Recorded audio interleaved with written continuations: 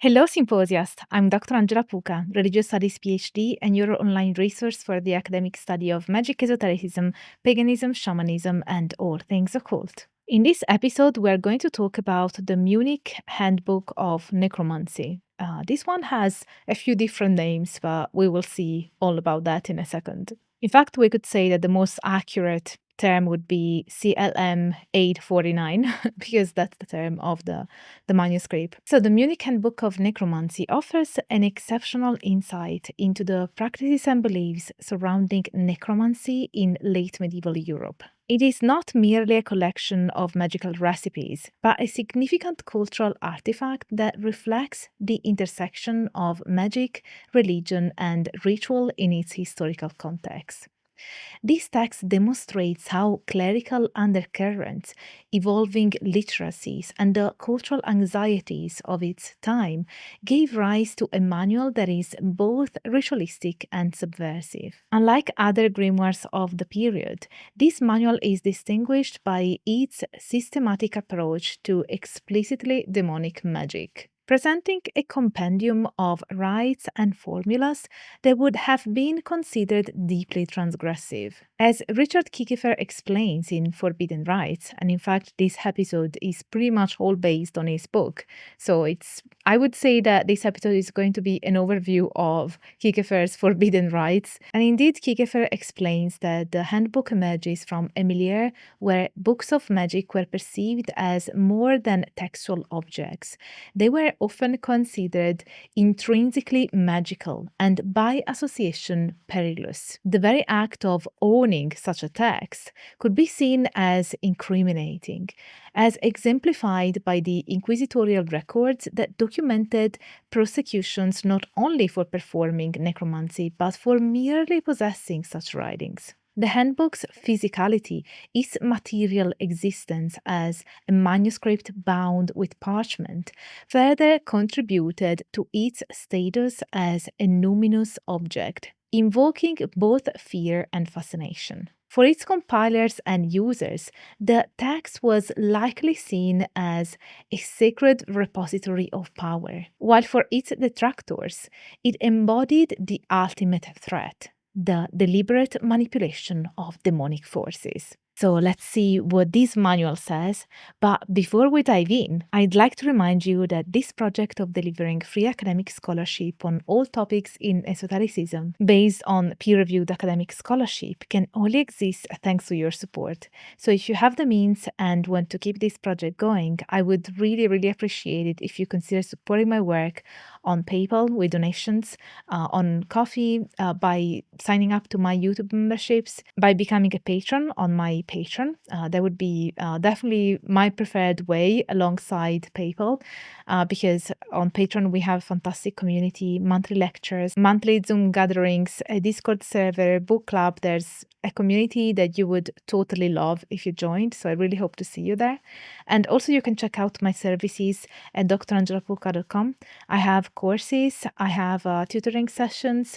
There's plenty of things you might be interested in, so please check it out. And now, without further ado, let's crack on with our topic. So let's dive into this numinous object, as Kieckhefer highlighted. And as we start, after I prepared this video, I realized that my friend and colleague, Dr. Justin Sledge, had already created a video on the Munich Handbook, or CLM849. So I would definitely encourage you guys to check that one out as well. The Munich Handbook of Necromancy, or as it should be more appropriately called CLM849, is unique in its breadth and candor, offering detailed instructions for a range of necromantic experiments.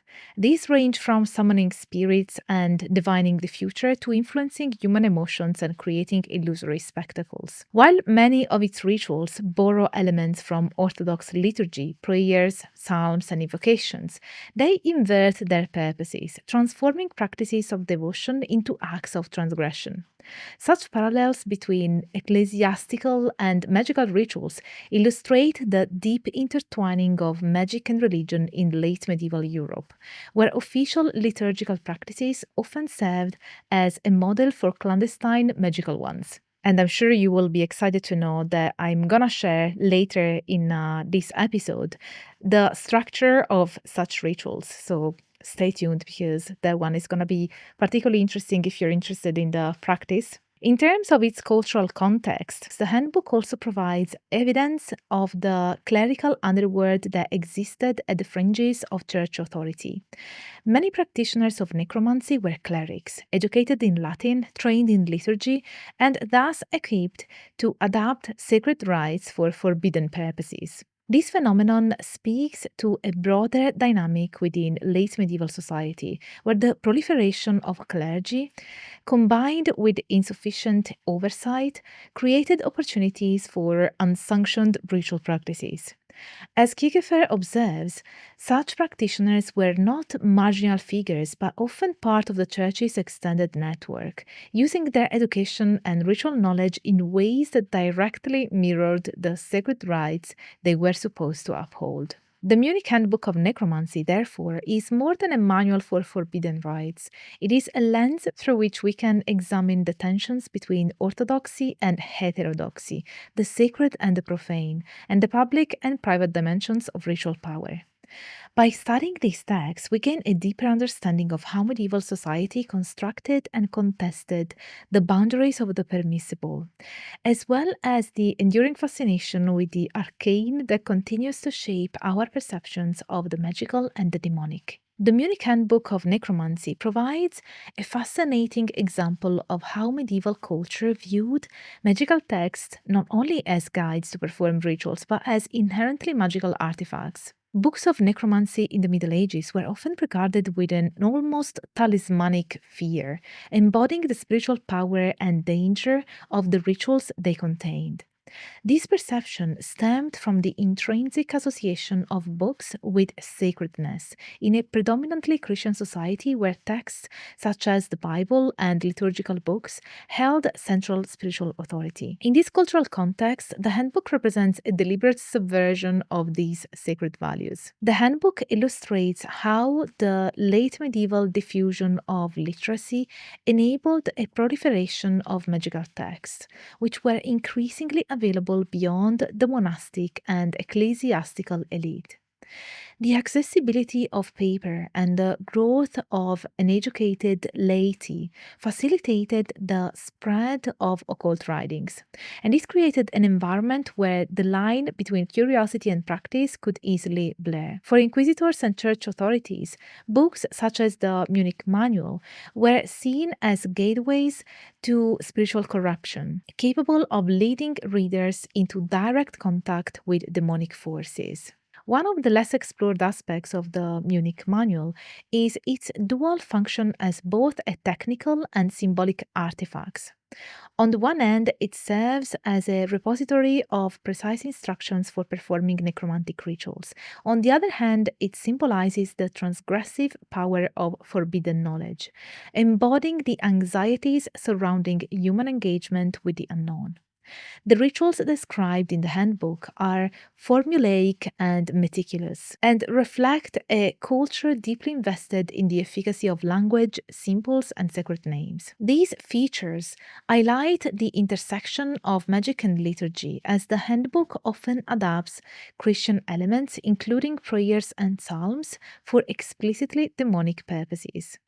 This subversive appropriation of Christian liturgical forms raises intriguing questions about the relationship between orthodox and heterodox practices. This subversive appropriation of Christian liturgical forms raises intriguing questions about the relationship between orthodox and heterodox practices.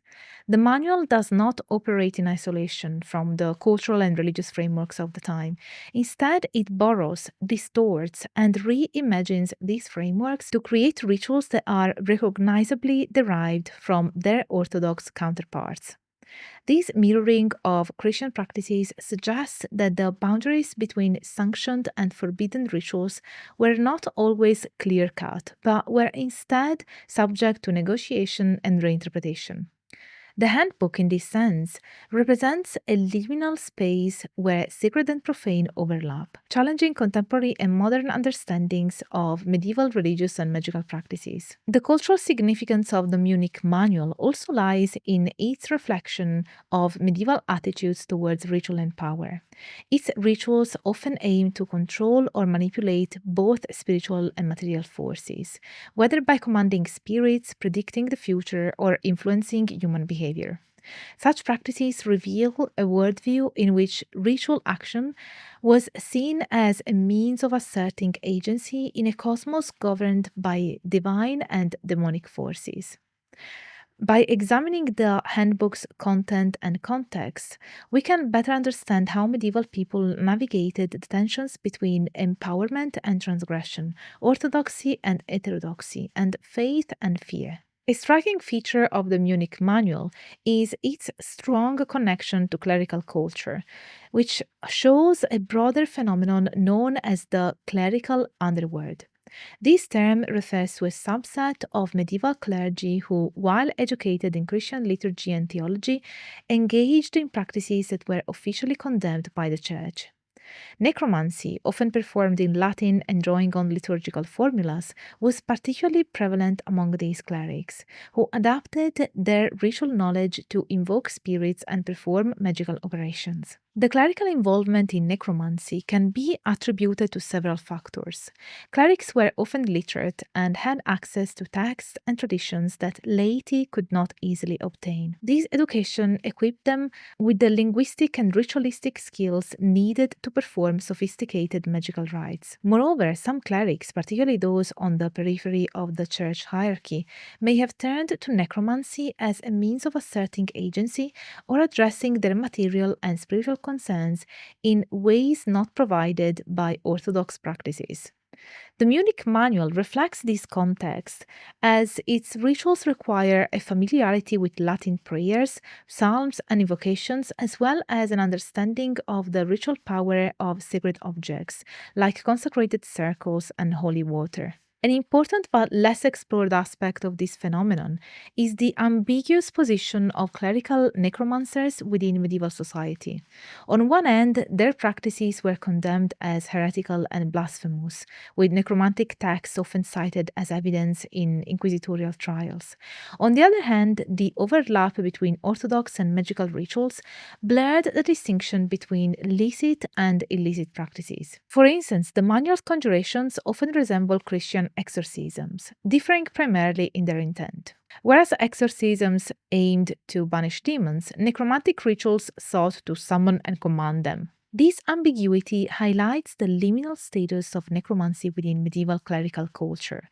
It was both an insider's practice rooted in the sacred traditions of the Church and an act of transgression that subverted these traditions. The Munich Manual captures this duality by presenting rituals that are meticulously structured, often invoking the names of God and employing sacred symbols, but directing their power toward goals that the Church would have regarded as profoundly sacrilegious. The handbook also reveals the socio-political dimensions of clerical necromancy. In many cases, necromantic rituals were performed for personal gain or at the behest of patrons seeking to achieve specific outcomes, such as gaining love, power, or hidden knowledge.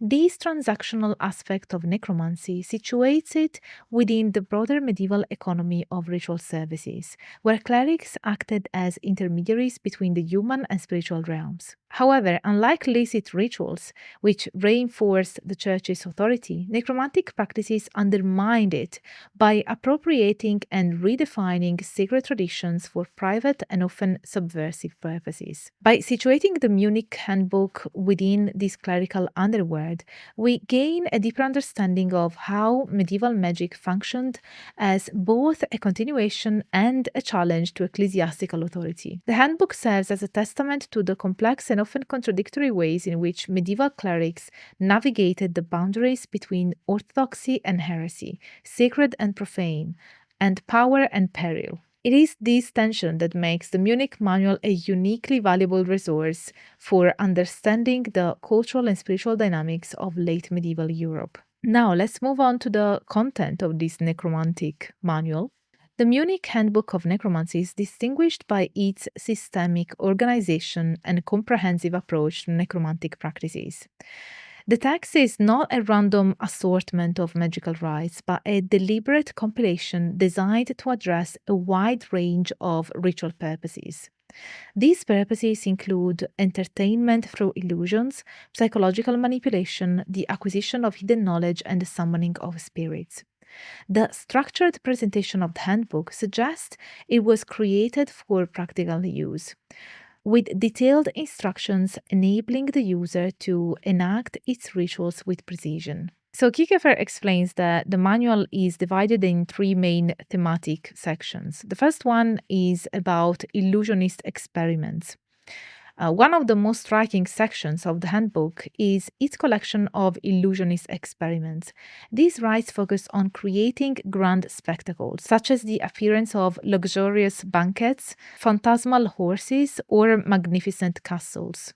These illusions were likely intended to dazzle and impress, serving as demonstrations of magical prowess. Such rituals illustrate the medieval fascination with wonder and theatricality, which blurred the lines between entertainment and the invocation of supernatural forces. These experiments, while seemingly playful, reflect deeper anxieties about the manipulation and perception of reality. By creating false visions, the necromancer not only challenges the observer's sense of the real, but also asserts power over their understanding of the world. The ability to produce such illusions would have been perceived as both marvelous and deeply unsettling, reinforcing the ambivalent status of magic within medieval culture. Another significant section of the manual focuses on psychological manipulation, aiming to influence emotions, thoughts, and behaviors.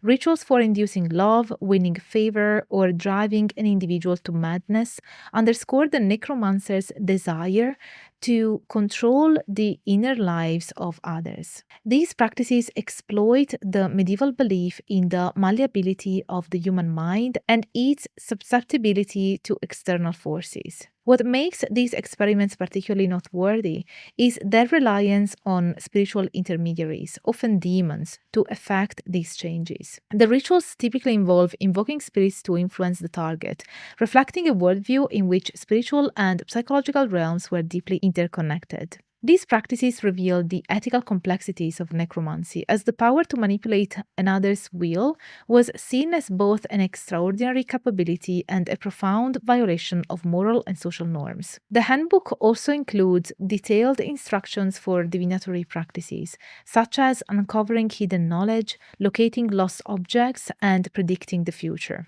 This would be the third main section, which is on divinatory experiments. These rites often involve invoking spirits to reveal information inaccessible to ordinary perception. Such practices align with broader traditions of medieval astrology and divination, but are distinguished by their explicitly demonic nature. The emphasis on divination reflects a cultural preoccupation with uncertainty and the desire to gain mastery over the unknown. In an era where the future was seen as contingent on divine will and cosmic forces, the ability to predict or uncover hidden truths granted the necromancer an extraordinary form of power. However, this power came with significant risks, as the invocation of spirits was fraught with danger and carried the stigma of heresy. Central to the handbook are its conjurations, rituals for summoning and commanding spirits.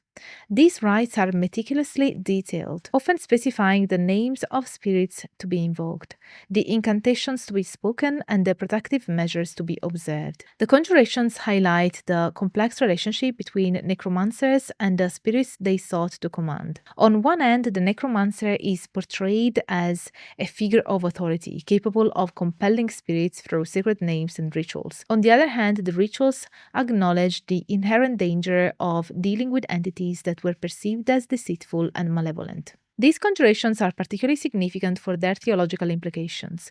They borrow heavily from Christian liturgy, using prayers and invocations that would have been familiar to medieval audiences. This appropriation of sacred forms for demonic purposes underscores the subversive nature of necromancy, as it transforms tools of devotion into instruments of transgression. It also highlights the ambivalence of medieval attitudes towards ritual power, which could be seen as either sacred or profane depending on its intent. A key focus of the Munich Handbook of Necromancy is its extensive treatment of spirits, specifically demons and other spiritual entities that could be summoned and commanded through ritual.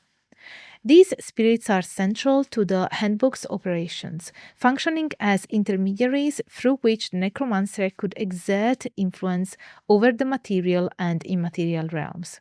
The text provides a unique window into the medieval theological and cultural understandings of these entities, blending traditional Christian demonology with practical ritual applications. The spirits referenced in the Munich Handbook are overwhelmingly framed within a Christian demonological framework, yet their roles and characteristics reveal a complex and nuanced ontology.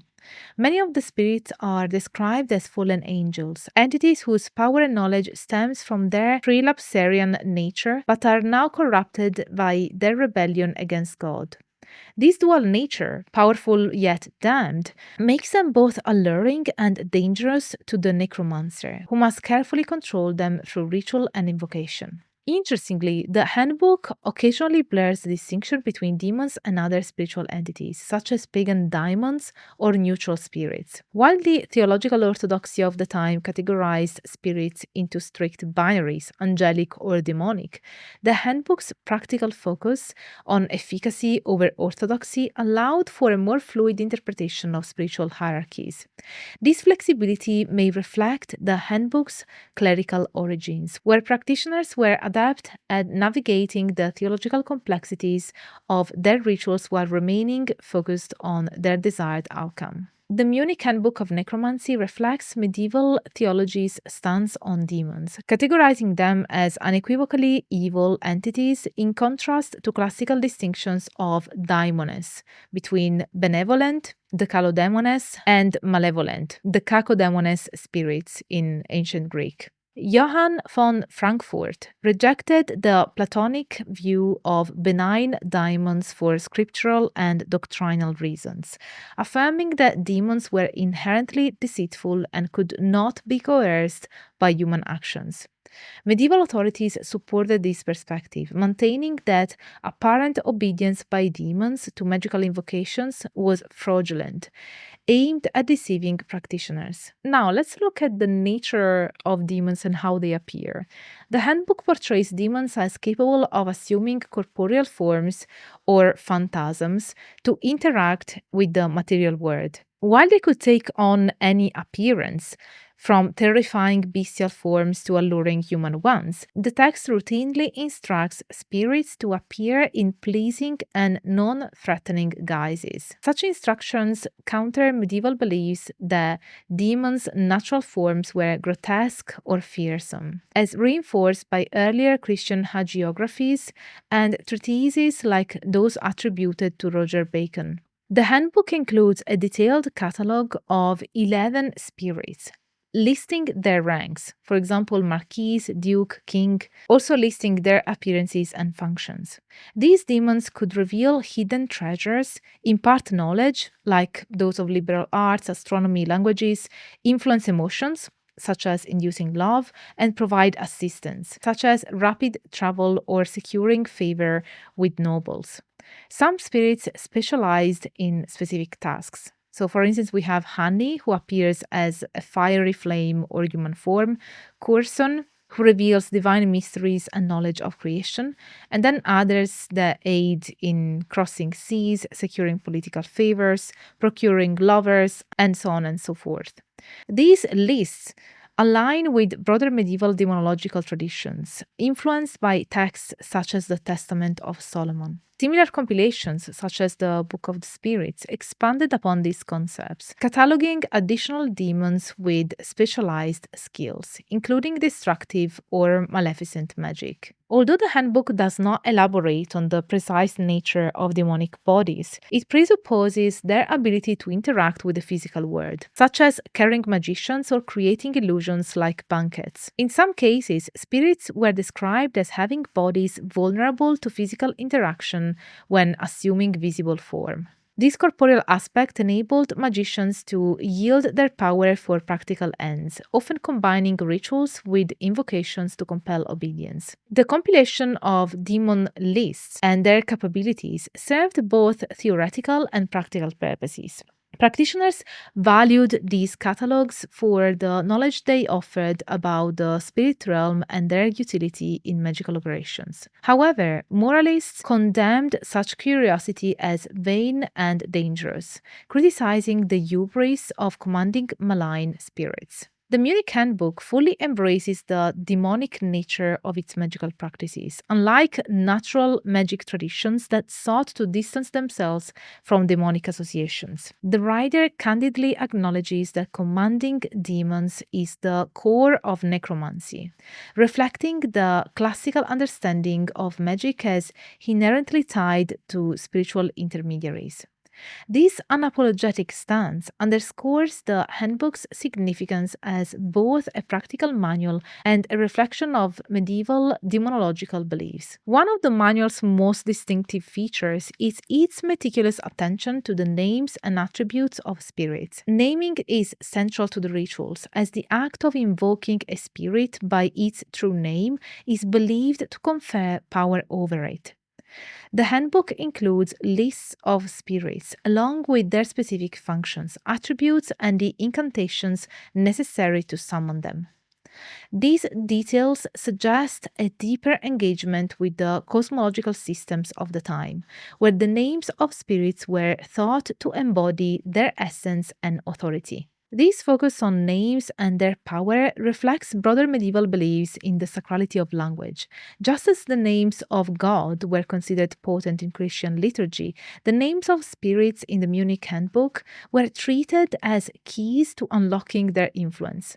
However, the manual inverts the theological intent of these invocations, using the names not to glorify God, but to compel spirits for the necromancer's purposes. This appropriation of sacred names underscores the handbook's subversive nature, as it reconfigures Christian theological principles to serve illicit magical practices. Now, let's go into the practical side. And the formulas for commanding spirits. The Munich Handbook of Necromancy provides extensive insights into the methods of commanding spirits through conjurations and shows a blend of medieval theology and magical practice. Central to these rituals, let's try and understand the common patterns that we have in these rituals. Obviously, we cannot mention all the rituals in the manual, but I'm trying to provide you with the structure, the pattern structure, so that you have a sense of how these rituals would work.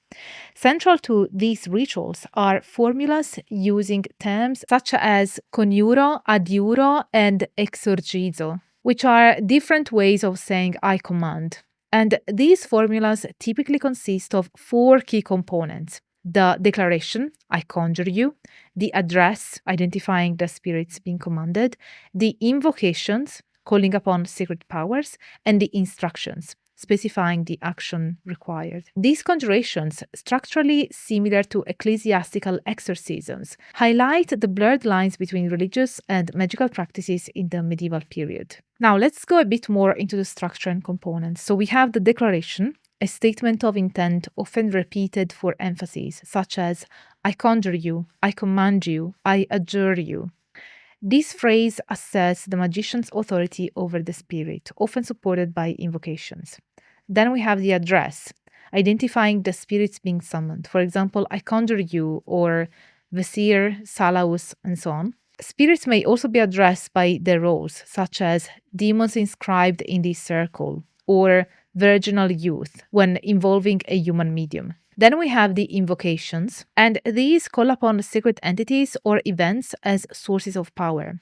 Examples include by the Father, the Son, and the Holy Spirit, or by the Annunciation of our Lord Jesus Christ, by his nativity, passion, and resurrection, or by the thrones, dominations, and powers of heaven, and so on. So invocations often include sacred names such as the Tetragrammaton, Adonai, or refer to events from the life of Christ, the Virgin Mary, and other saints. Then we have instructions as another section of the rituals, which specifies the action the spirit must take. And examples here include that you shall appear in a benign form and obey my will, or that you should bring Anne to me and return her when I wish, or that you should reveal the truth to this young medium. Some notable examples from the handbook are a conjuration to summon demons associated with the love spells. So, I conjure you demons inscribed in this circle by the power of the divine majesty,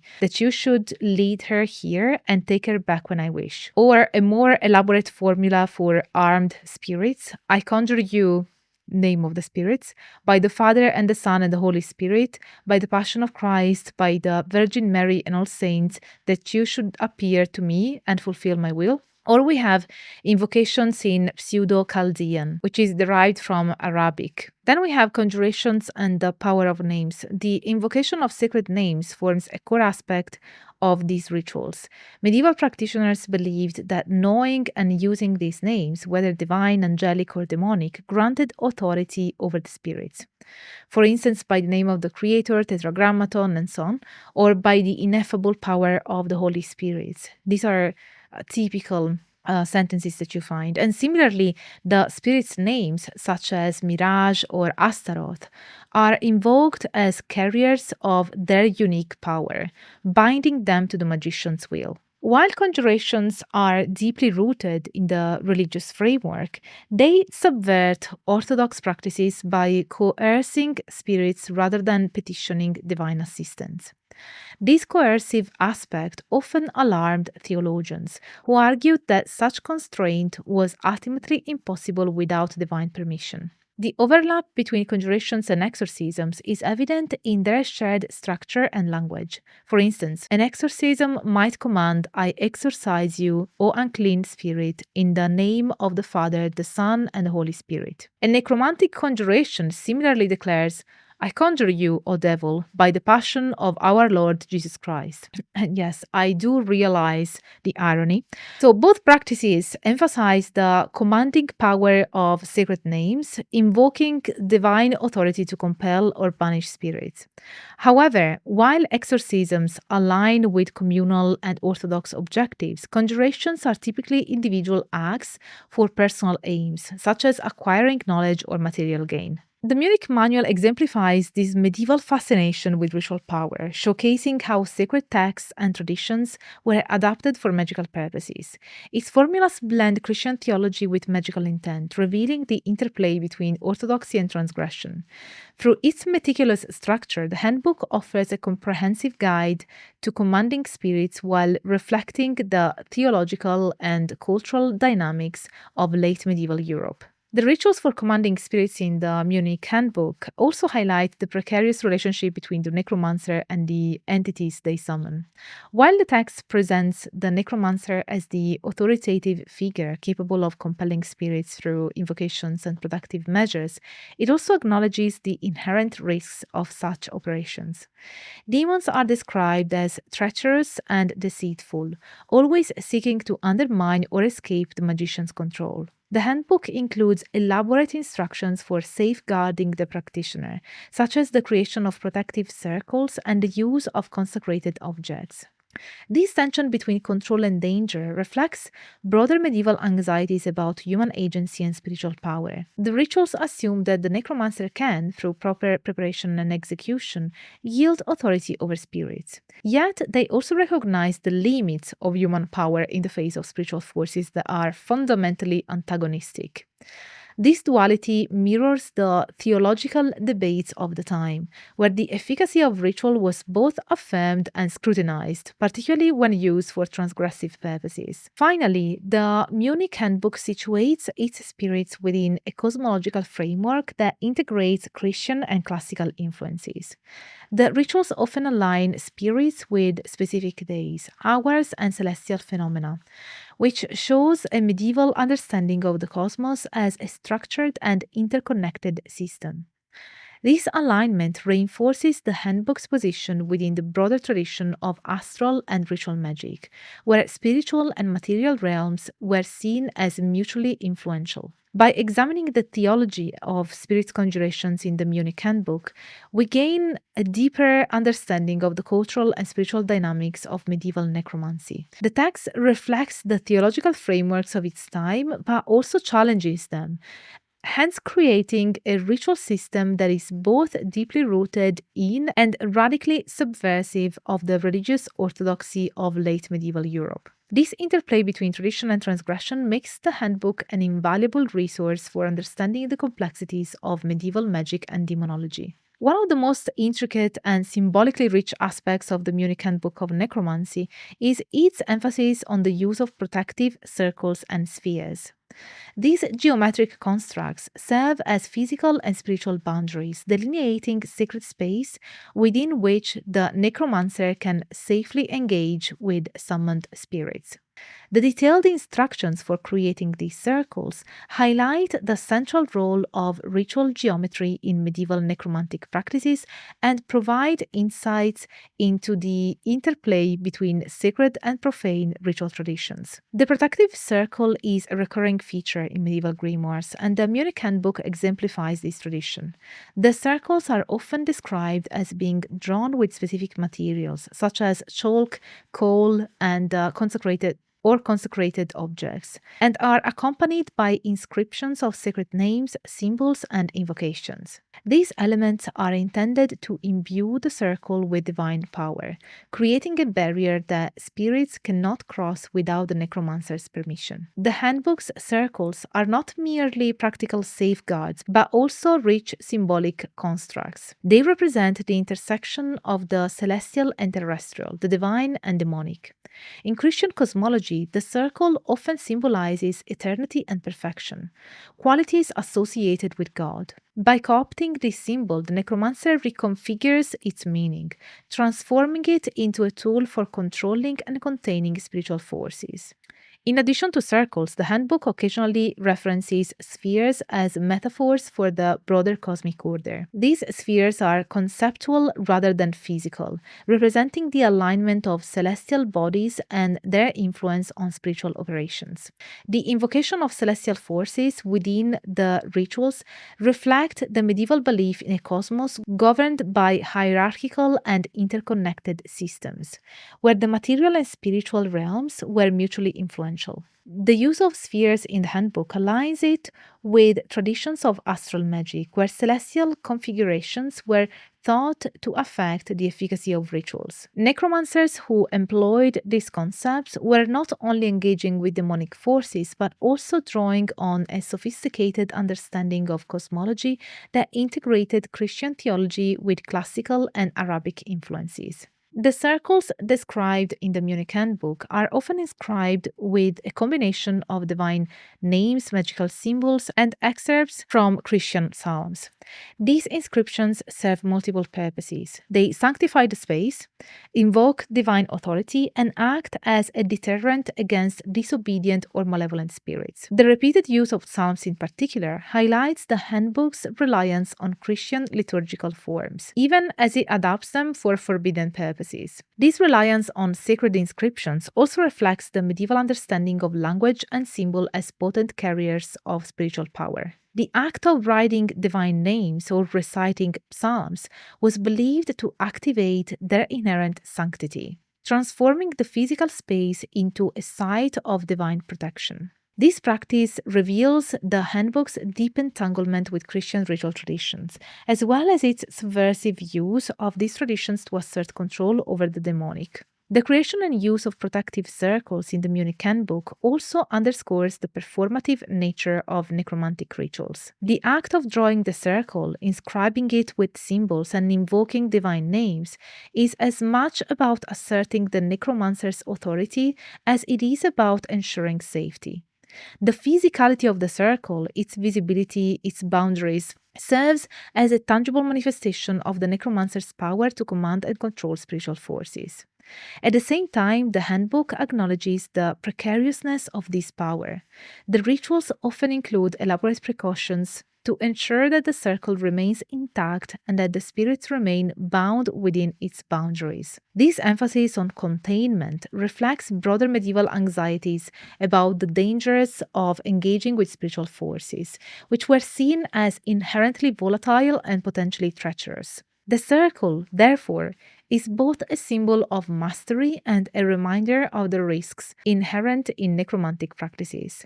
To conclude, the Munich Handbook of Necromancy is far more than a technical manual for forbidden rites. It is a profound cultural artifact that encapsulates the complexities of medieval attitudes toward magic, religion, and ritual power. One of the most striking features of the handbook is its reliance on Christian liturgical elements.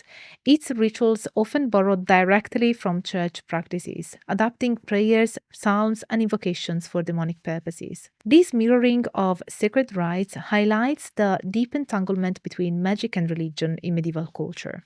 The handbook subverts Christian orthodoxy not by rejecting its tradition, but by reinterpreting them, transforming tools of devotion into instruments of transgression. This dynamic underscores the porous boundaries between sanctioned and forbidden rituals, revealing how closely magic and religion coexisted in the medieval imagination. The clerical origins of the handbook further illuminate the role of educated clergy in the development and transmission of necromantic practices. Many of the handbook's rituals require a deep knowledge of Latin, liturgy, and theology, which shows the intellectual milieu of its compilers and users. These clerics, operating at the fringes of church authority, exemplify the tensions within medieval ecclesiastical culture. They were both insiders, equipped with the tools and knowledge of the sacred, and outsiders, using that knowledge for purposes deemed heretical. The handbook thus offers a unique lens into the clerical underworld and the ways in which marginalized members of the church negotiated their spiritual and material realities. The rituals described in the Munich Handbook, from summoning spirits to creating illusions and influencing emotions, reflect a worldview in which ritual action held immense power. These practices were seen as ways to assert control over the uncertainties of life, whether by gaining knowledge, achieving material goals, or influencing others. However, the handbook also acknowledges the dangers of such power, emphasizing the need for protective measures and strict adherence to ritual protocols. These dual emphasis on mastery and vulnerability captures the ambivalence of medieval attitudes towards magic, where fascination with the arcane was tempered by fear of its potential consequences. Finally, the handbook is deeply embedded in the cosmological and cultural frameworks of its time. Its alignment of rituals with celestial phenomena, its use of sacred names and symbols, and its reliance on a hierarchical understanding of the spiritual world all reflect a medieval cosmology that viewed the material and immaterial realms as interconnected. By situating necromantic practices within this broader framework, the handbook bridges the gap between magic and science, ritual and cosmology, showing how these domains were interwoven in medieval thought. This is it for today's video. If you watched until this point, leave me a demon emoji. These are the references that I mentioned, by the way, although, as I said, the episode was pretty much based on Kieckhefer's book, which I definitely recommend if you're interested in learning more about this manuscript. Also, sounds like a good time to remind you that my Left Hand Path online course is available on my website. So you can consider signing up for that if you're interested in topics such as demonology, demonolatry, and such. So thank you so much for watching up until this point. This project of delivering free academic scholarship based on peer-reviewed research can only exist thanks to your support. So if you have the means, I would truly appreciate it if you consider supporting me via PayPal, Patreon, Ko-fi, YouTube memberships, super thanking me in the comments, checking out my services at drangelapuka.com. And you find all the links in the description, in bio, in the cards, everywhere. So if you want to help me out, you will know how to find a way. Also, if you like this video, don't forget to smash the like button, subscribe to the channel if you haven't already, activate the notification bell so that you will never miss a new upload from me, and share my videos around, please, because the algorithm doesn't seem to be my friend, so you can be my friend and you can share my videos around and help the Symposium grow.